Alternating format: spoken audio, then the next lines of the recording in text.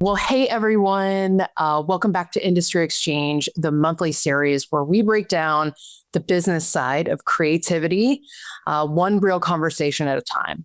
I'm your host, Meghan Jones, and each episode, I sit down with incredible experts to help you, our global community of artists, musicians, performers, and creative entrepreneurs, turn your passion into a sustainable career. Today, we are diving into a topic that every indie musician needs to understand, but so many feel intimidated by: licensing, royalties, and we'll dabble with a little distribution from an artist's perspective. If you've ever wondered how to get your music placed in a film or a show, how to make sure you're actually getting paid for your songs, or maybe how to protect your work, this episode is for you. I'm thrilled to be joined by Katie Day. She's the founder of Shortcake Music, a powerhouse in the sync licensing world, and a passionate advocate for indie artists making real money with their art. So Katie is going to break it down all for us. What sync licensing really is, what mistakes to avoid, practical steps that you can take.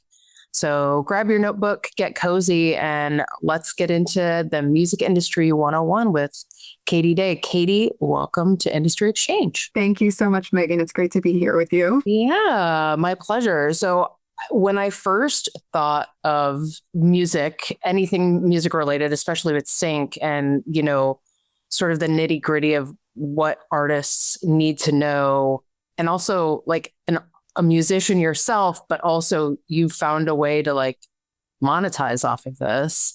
Mm-hmm. I thought of you. For those that may not know, can you share a little bit about, I guess, your journey into the music industry and just like how Shortcake Music came to be? Yes, definitely.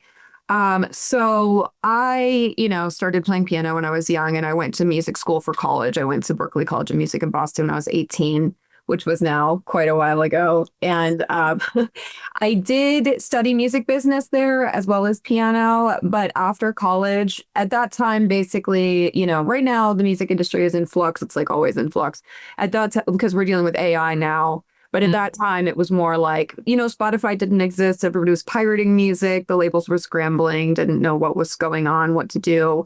So music business degree, I went and interned at a label and then sort of felt like this is useless. This isn't the way that the industry is going. I just want to be an artist. I can be doing this actually to promote my own work. The things that I was learning working at an indie label, I was like, I could just be doing this for myself, So I moved to Nashville and I worked as I did everything. I taught lessons. I wrote songs for other artists. I toured. I was a session player. I play keys. I play guitar. I sing, so I could do background vocals, whatever. So I had my own records and then I would play with other artists. I just did everything. And then eventually I moved to San Francisco, which was like a bit of a detour in terms of the music industry. But I did meet a lot of people there who worked in advertising. Interesting. And that got these wheels turning in my head about, just the budgets that are available for advertising music and how the music gets used or placed or created for ads. And my friends were like, yeah, if I can ever help you out, like, I would love to do that, And then I eventually moved to Los Angeles, which is where I've been for about a decade. And I love it here. I reconnected with some people from college and I was like, I kind of want to do this, music for advertising, like production house kind of thing. They wanted to do that as well. And then we started Shortcake together. And I still was working as an artist as well, playing shows and recording albums and everything. But I wanted to get, more into licensing and also have some more control over my career, because as an artist, I had some luck with getting some placements on TV and in films. But I also felt like everything was very opaque between me and what was going on the business end. So I had a sync deal for like an exclusive sync deal for a couple years that really didn't lead to anything. And all my music was tied up in it. And I just thought, I don't even know what's going on the other side. I want to be starting my own business, dealing with the clients myself, and just take control of this. And so I did. And now I do both. I do the business and the creative side as well. And I really like having that. Well, yeah, absolutely. Yeah. What a crazy, amazing journey. Like, from start to finish. I can't believe, and I think a lot of artists might not think that outside of the box, right? They're so focused on, you know, putting myself on Spotify and getting the streams and, putting their own music out there, where it's like you could really grow even more exponentially as an artist by doing all these kind of other things. Let's start with the basics. Like when an indie musician hears words like licensing, royalties, I'm sure it can feel very overwhelming. Can you break down like what each of these things really means in simple terms? So licensing is really having your music that you have some ownership of used for any purpose. It can be even used in like a theatrical production, or allowing, basically licensing, giving somebody else the license or the right to use it for some purpose. Now, sync licensing in particular is synchronization to video, right? So syncing to video, either film, TV, advertising, a YouTube video, whatever. All of that is syncing to video. So that is what sync licensing is. Royalties is going to be all of the back end income that comes in different ways, depending on how your music is being used and depending on your ownership of the music. It could either be performance royalties. We'll dive into all of these, but there are different kinds of royalties. But the royalties are going to be your back end income that you just get passively without having to do anything other than make sure that everything is properly registered everywhere and everybody knows where your music is being used and that you have ownership of it. I wanted to lightly touch on distribution. I know that's not something that Shortcake does, but can you speak to that from maybe an artist perspective? Yeah, distribution is all the ways in which you get your music to a consumer, right? So not to a client like who's using your music for a film, but it's the downloads, it's the streams. Are you selling vinyl records? That's distribution, the creation and actual distribution of them to different places where vinyl would be sold or consumed or bought. All of the DSPs, Spotify, Apple Music, all of that, getting your music into those places. It used to be before, the internet, you had to have a contract with a distributor who would create the physical CDs and get them into stores. Now you can just use CD Baby, you can use TuneCore, any of these, different ways that they distribute your music to all of the DSPs, and then those, go out to the consumer. But it's both physical and digital. Definitely a different world for sure. Let's talk about sync licensing, because I think that that's something that I don't know that a lot of musicians really know about. I'm sure everyone's like, oh, how can I, have my music on a TV commercial? Why should every indie musician know about this? Well, when it comes to sync licensing, especially if you're talking about things like advertisements or network television or major films or getting your music synced with any of those things, it's just that, the budgets are so much more significant. Even if you go viral somewhere or like you have a million streams on Spotify, you're not making a lot of money from those places. And so just getting one sync deal where you get maybe like 10 grand, that's like a chunk of money up front, that you can use to either reinvest back into your next album, your career, or that you are able to live off of. The budgets do vary quite a bit in terms of sync licensing, depending on, is this like a Hulu show that they don't have a huge budget for and they just want to use a couple seconds of your song in the background? Like, that's not going to be a huge budget. But other, there are other opportunities. Maybe it's the opening credits or the closing credits, or maybe it's like a more prominent placement, or it's in a big budget film or ad. Then those budgets are going to be big. Is that something that is typically just a flat fee? Does somebody get like a royalty on that every time like a show streams, or how does that work? So you get both the upfront licensing fee, and then there are royalties after that. Oh. Now, the upfront license, there are basically two licenses or two halves of one license. There is the license for the recording of the song. So say you did a cover of a famous song and then they just want to pay you for that master recording. That's one half. Okay. Say you also wrote the song, the other half of that license goes for the actual writing composition of the song, right? So if you wrote a song and recorded it, you get paid for both of those things in the upfront license. If you just did one or the other, you're probably going to have a bit of a smaller budget because some of that budget's going to go elsewhere. But that is something you get paid upfront when it happens, right? Yeah. Now, then it's going to be reported to, we'll talk about, the PROs like ASCAP and BMI, that your music was used. And then after that, you will get paid a royalty based on, you won't actually get a royalty if you record a cover from a PRO because those royalties go to the writers and the publishers of the song. So that you won't get royalty for the master. If you recorded something, but you will, if you wrote a song, if anything that you wrote or own publishing on does get used, you also get a back end royalty from the PROs that usually comes like a year later. Oh, wow. Yeah. You're really, so yeah, this is an investment. Yeah. Wow. Okay. Very cool though. I had no idea that could happen. So how realistic is it for, musicians to land sync deals? Like what kinds of artists or songs tend to do well in that space? I mean, that's a really good question.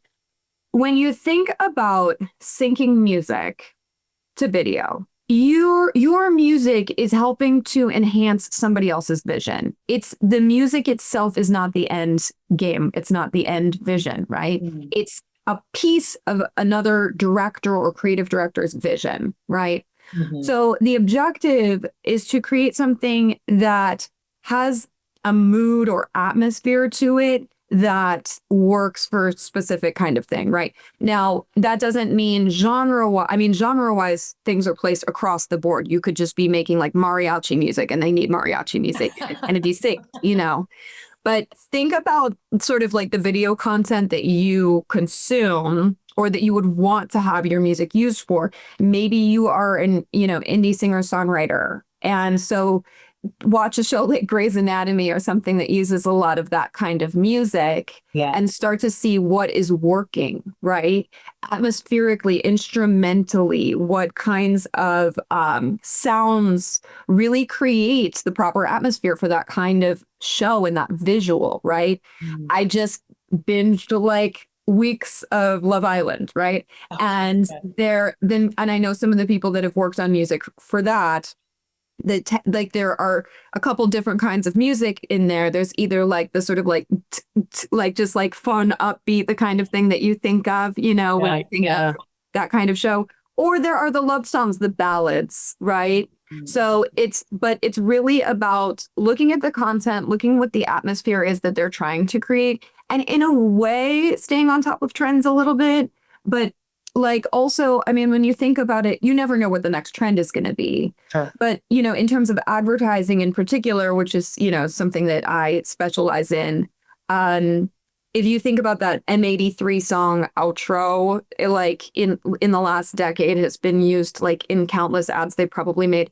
so much money from that song being placed in ads because that song is all mood, right? It's all atmosphere. It's all this like beautiful build, and there's room also for, for dialogue, voiceover, whatever, because it's not very busy. It's just all mood. So, I mean, one thing I could say is that you don't want to be too busy in the music that you would create with something that should be synced, either in terms of like melody, lyrics, whatever. Like leave some space, Try to create like a beat that just feels good and then go from there. It's all about mood and enhancing somebody else's vision. So that's just something to keep in mind. And it doesn't mean you have to stick to a specific genre. Yeah. Wow. Interesting. I'm curious now, like what that process looks like. Cause like, I just a thought in my head, I was like, oh, I wonder if there are musicians that like just straight up make music for advertisements, Yeah.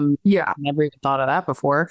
But like from creation to sort of landing a placement, what does that look like and what steps should an artist take? I mean, there are two ways in, really. One is a lot of clients are looking for pre-existing music, right? Mm. So in that case, do your thing, try to make the the music that you feel like is most licensable and try to get it into the sort of the right hands. And that means so many different things. You could either have a sync agent, you could have a publishing deal, you could do it on your own. You can even just put your stuff on YouTube and Spotify and put it out there, because I know plenty of stories of people who maybe a showrunner or a creative director at an advertising agency was just perusing the internet looking for the right track, found something, and then all of that money, because the artist didn't even necessarily have a deal, went straight to the artist, you know?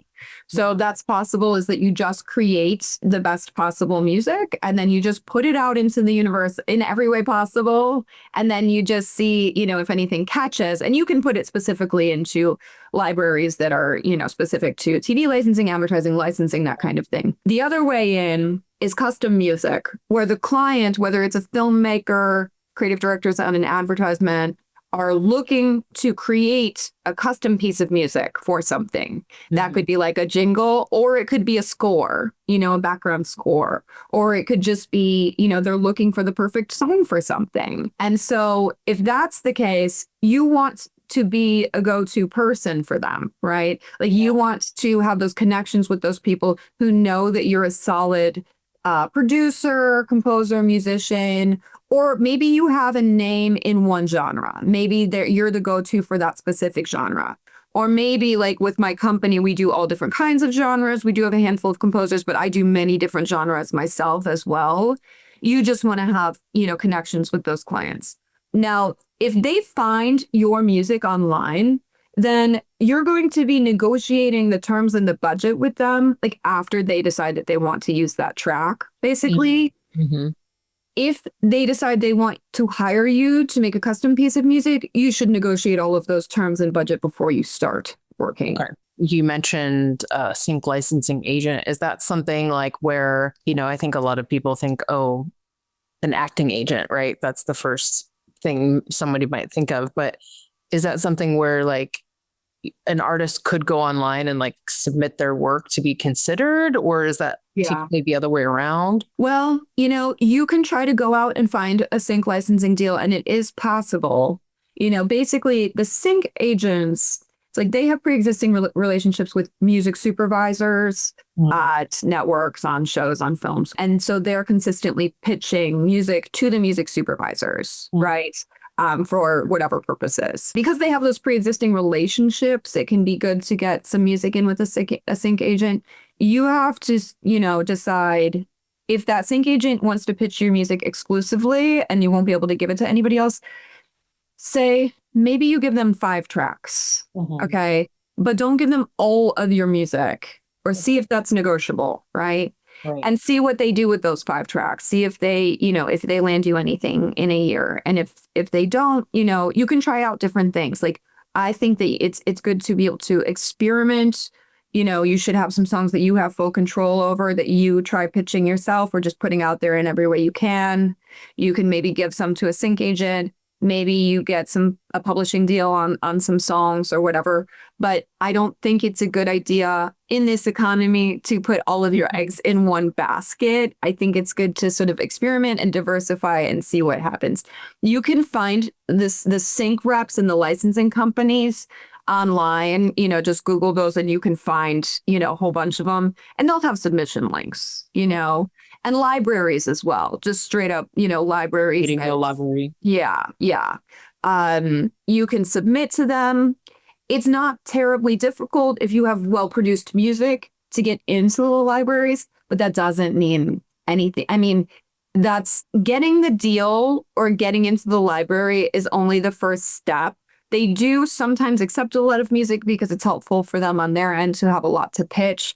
Most songs don't get placed. That's why it's good to create a lot of content, but to create a lot of different kinds of, tracks and continue to produce music and just keep trying different things with it. I mean, I think that that's just honestly a great advice in general, right? Because again, I think the more you're able to like work on your craft and continuously put stuff out there, it's probably better. Now you mentioned obviously not giving up too many of your songs. Is that, and you had mentioned at the top of the episode about how you had given up a chunk of your songs, your library. Is that something that you had like locked yourself into and then couldn't get out of, and then they just had control of songs for a while. Yes. And it was really only for a couple of years that they had that control. One mistake that young artists make is like, you make a record, you're in love with it. It's like, your baby, basically. And then somebody, is like wanting to give you a sync deal, and you are just like over the moon and think that this is going to lead to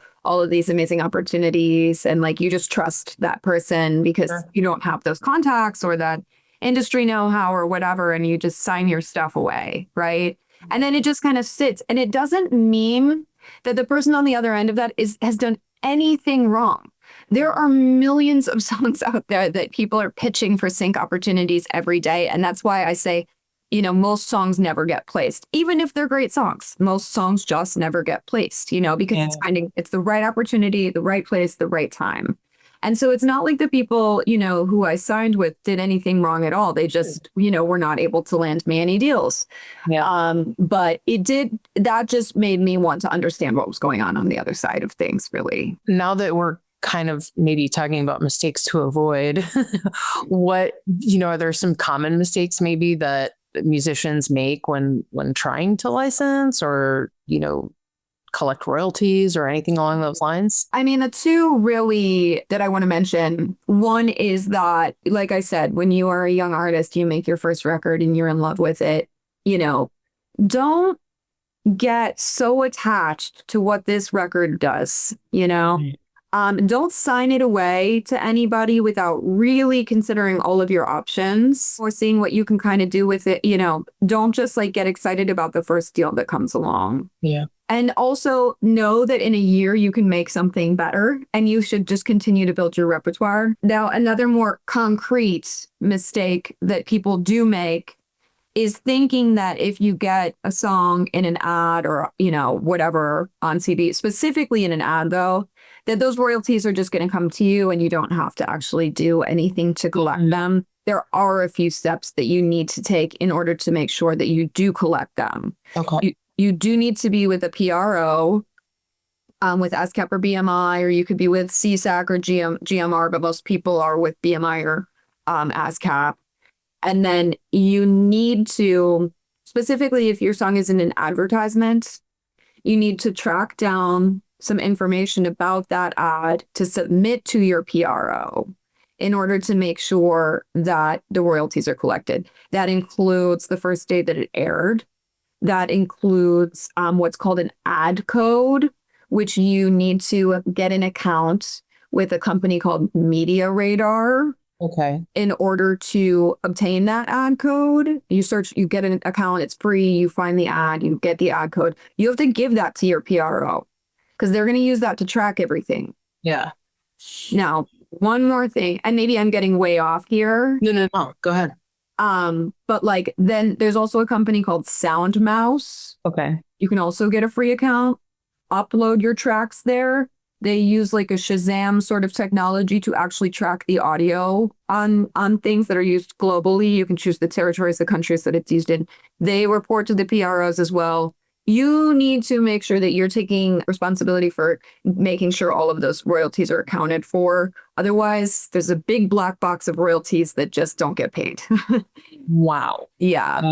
That's a lot of work. So for those that might not know what PRO or so can you explain what that company is, what that stands for them? Yeah. So PRO is a performance rights organization. The main two in the States are ASCAP and BMI, but every country has a different PRO. You can only be as a writer with one PRO. You have to sign up with one PRO.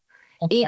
It used to be free. It might still be free as a writer for either. It might be like $50 with BMI or something, but it's close to free. The services are pretty similar that they're providing. The way this works is every network, every venue that has live music, every theater, every bar that plays music, they are all paying blanket fees to these PROs every year. They have to pay, even if you're a bar owner, you have to pay BMI or ASCAP, or else you can't be playing any music from any of their artists in the bar. Okay. Yeah. Yeah. Stores, also, like I said, the networks, Hulu, Netflix, whatever, they pay huge lump sums of money into this big pot, right? And then from that pot, those royalties are paid out to anybody that has their music publicly performed, whether it's live at a big venue or in a bar, whether it is, in a theater, or whether it's on a network, or whether it's on Hulu. Any public performance generates a royalty from that pot of income. Wow, fascinating. Yeah. I had no idea. So like when you're going into H&M and there's song playing, like Yeah, they're paid for that. Yeah.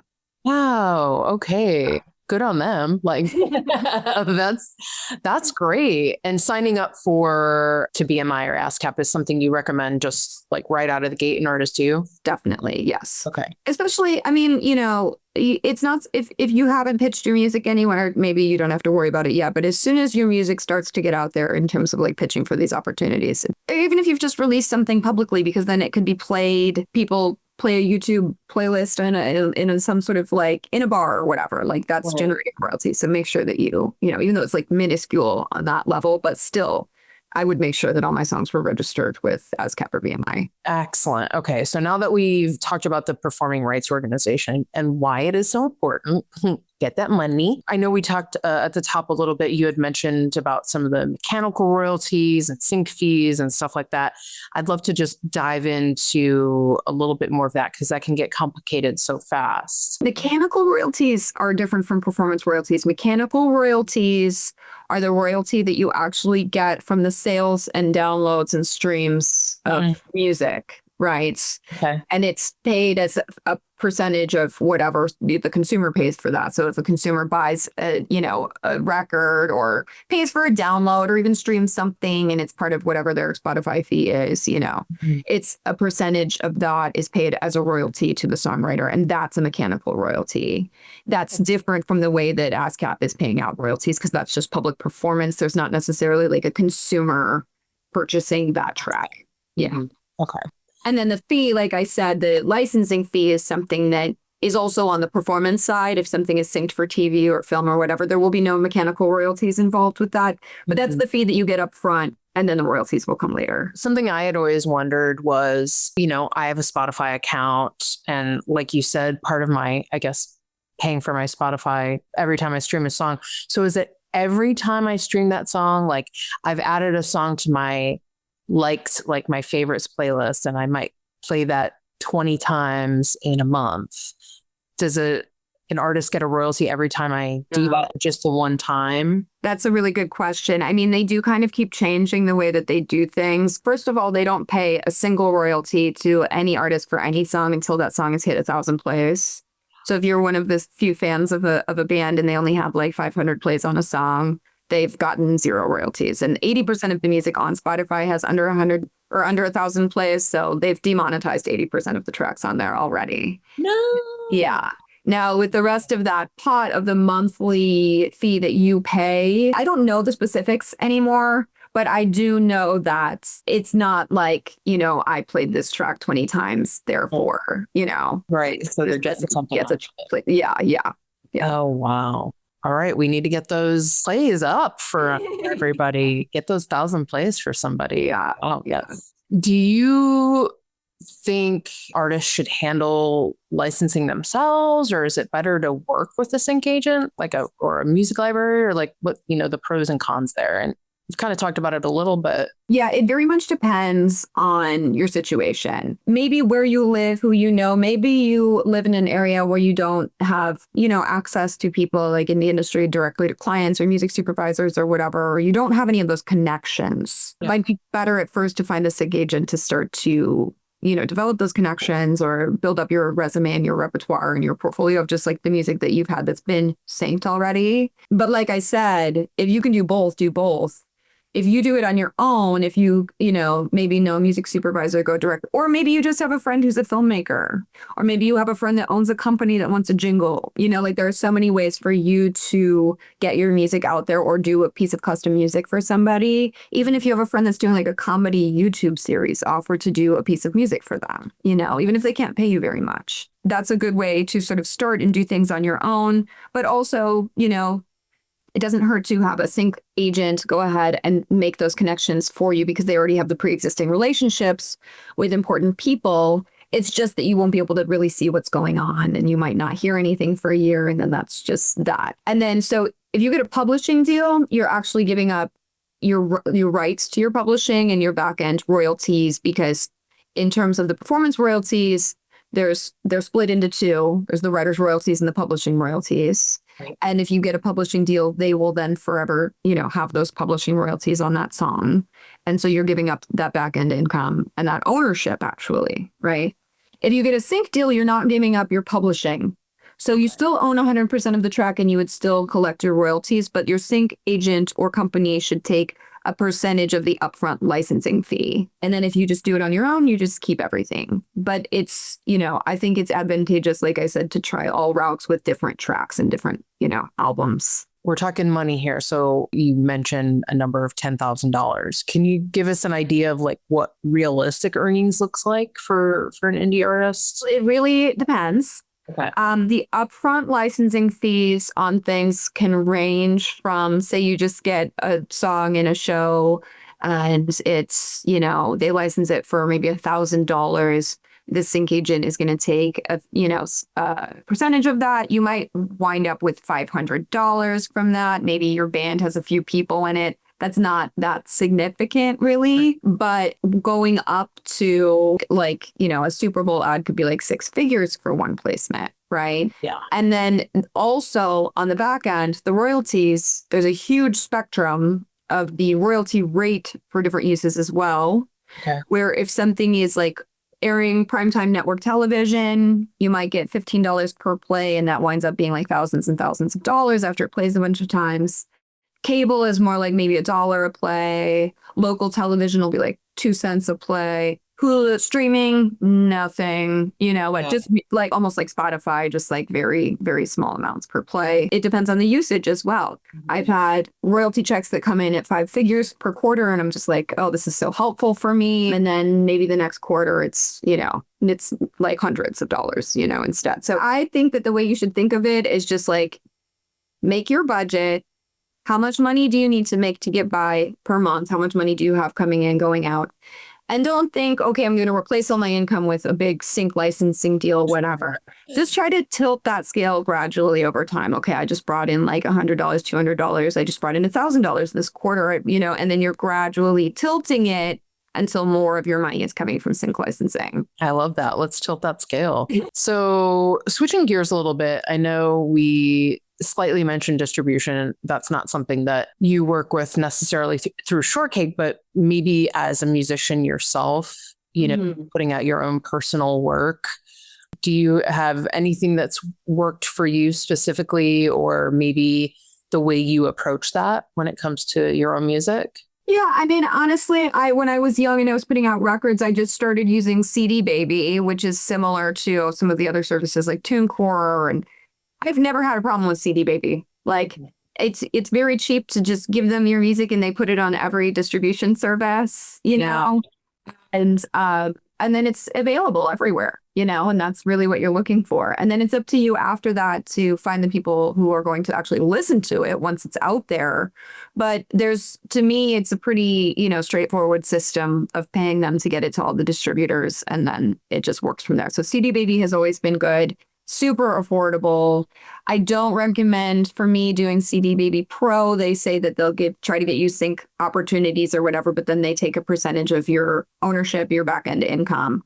You don't need to give that up. You can find that elsewhere. Okay, that's a great tip. Speaking of, not having them take ownership, how can artists make sure that, their work is protected and they don't lose out, or are there contracts or tools that, they need to have in place? Yes, definitely. Anytime that you do work with people as a producer, as, even if you're working with your friends, I know some people don't want to have a conversation about like, well, who owns what percentage of this song, but just do it. It just actually is going to keep your friendship on a better, more even keel if things are predetermined and there's just going to be no argument about it down the line. I've had friends sue each other over things that happened that, you know, it just wasn't really necessary if there had been a conversation at the time or a contract in place. So you can either sign with anybody that you work with, either a split sheet where you decide, I own this percentage of this, you own this percentage of the writing, the publishing, the master, whatever.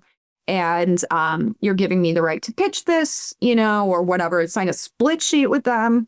Or you can just do a work for hire where you either just get paid for your time or you pay somebody else for their time.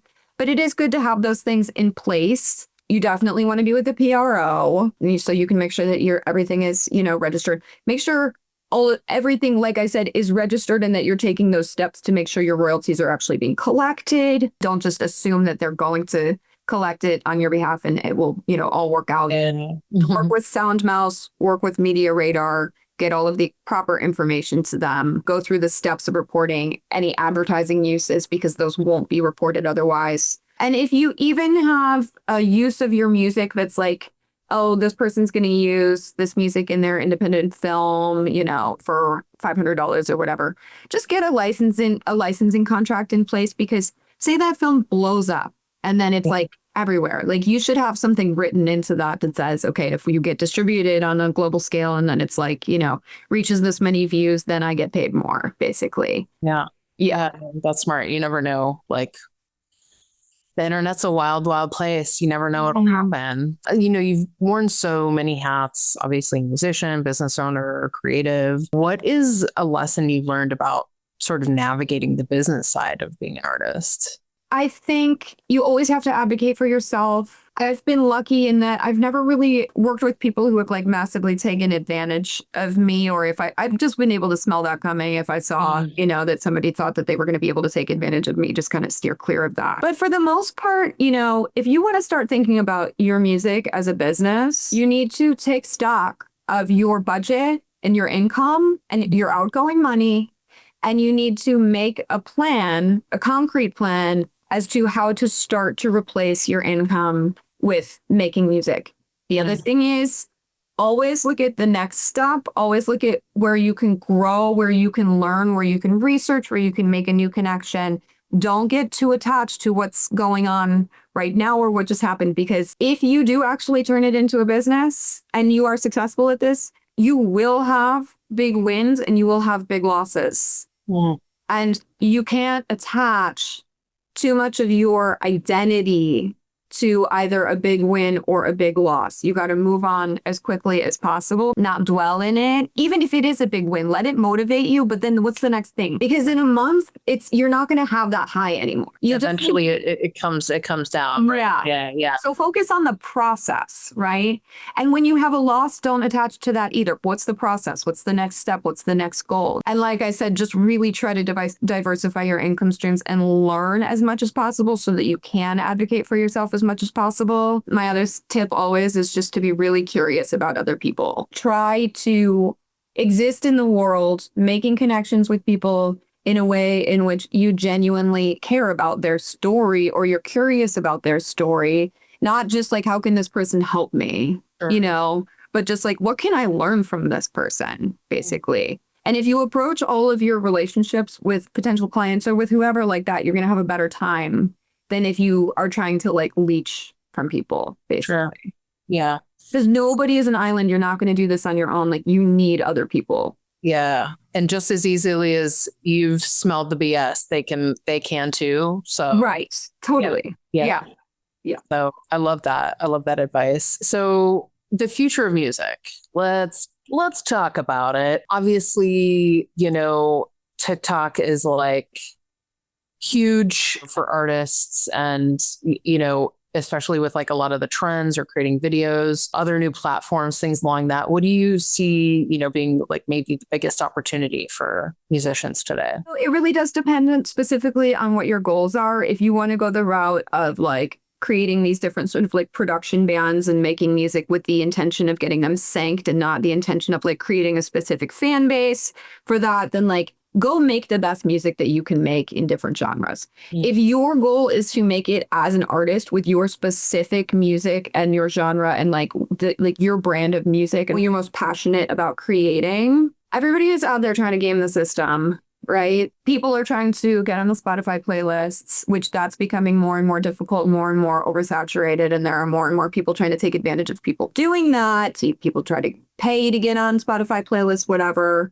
The TikTok stuff or whatever viral videos, people try to put out like 100 TikToks for a song to see if anything catches and goes viral. Like everybody is definitely trying to just like play that game and make it work. I personally can't handle doing that stuff. Like it just sucks the life out of me. I'm not even really on TikTok, and running my company, I'm just going directly to clients. I don't really like need a large following. But my advice to artists, especially because here's the thing, it's not even about TikTok, Spotify, whatever. It's about AI. Okay. So like AI is coming. Like it already is pretty good. It's good. Like AI music already is being flagged and taken down off of Spotify, or Spotify is creating AI bands to like, get just more income for Spotify. Like I have my music on Spotify, but like Spotify is a bad company. Oh, wow. Ugh. Yeah. But as AI continues to get better at this, my advice to people is the things that seem the most passionate, human, even in a way that's like messy, right, will stand out. I have heard that labels are doing this, but I have no way to confirm this. I've heard that because like a few years ago, labels were like trying to sign the viral TikTok person. Yeah. And because they're worried about like their quarterly earnings, whatever, they just take a viral TikTok person, try to put something out. I don't think that was like working very well for the labels. So I've heard that what they're doing now is looking not at the actual numbers, but at the level of engagement of your fan base. So if you have 100 fans that are obsessed with you, that are going to repost everything that you do, that are going to buy your merch, that are like ravenous about you because you've created something that truly connects, that is just going to be more fulfilling, first of all, to actually be connecting with people, rather than trying to make something go viral. And in the just long run, you've created, just people who really care about what you're doing and will continue to pay you to do that thing. So the other thing about AI, and I took a course on how AI music works through like Berklee College of Music online, just because I was very interested. Also, I teach there, so I could do it for free. So I teach music for advertising, like how to compose and produce music for advertising. But what I learned about how like the large language models work, they are taking in, all of this music that's been created already. And in a way, they're like flattening it and spitting out something that it comes from everything else that's been created.